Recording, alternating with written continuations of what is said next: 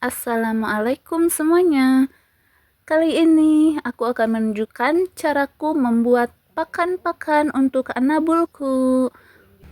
Sekarang aku pakai pakan yang sehat ya, soalnya kemarin salah satu kucingku itu mengalami susah pipis.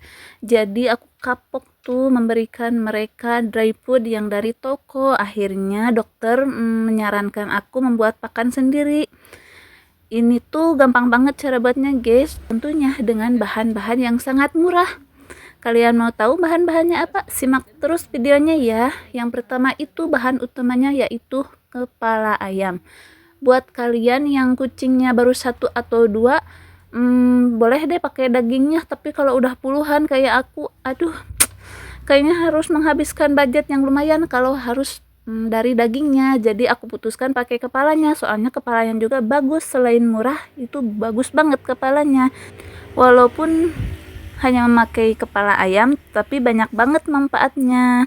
Kandungan protein dan vitamin B12 dalam kepala ayam dapat membantu pertumbuhan kucing dan menjaga kesehatannya guys.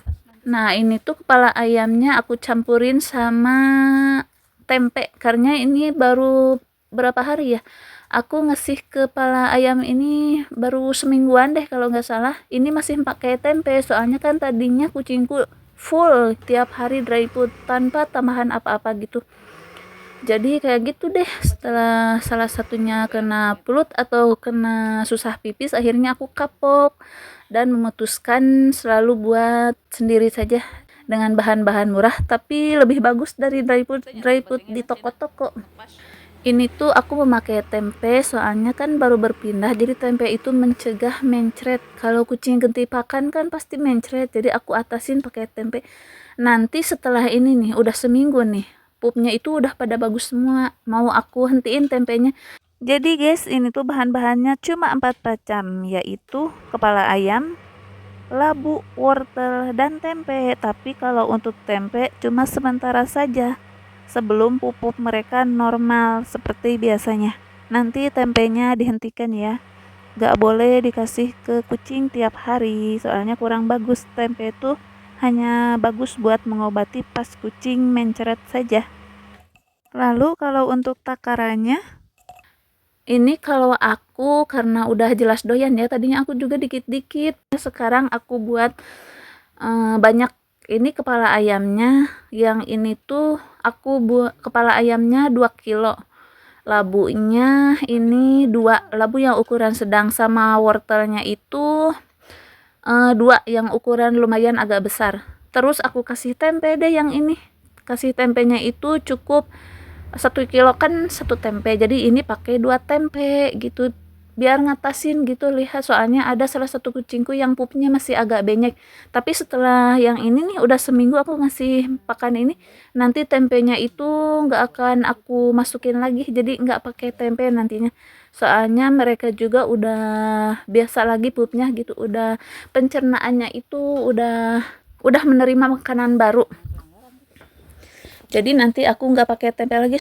Cara buatnya itu gampang banget guys. Pertama itu kalian rebus si kepala ayamnya sama sayur-sayurannya. Tapi untuk tempe kalian jangan direbus bersamaan dengan kepala ayam dan sayur-sayurnya, soalnya tempe itu kan bau. Jadi takut si kaldunya itu bakal bau tempe gitu, hilang deh bau ayamnya. Kasihan lah kucingnya gitu.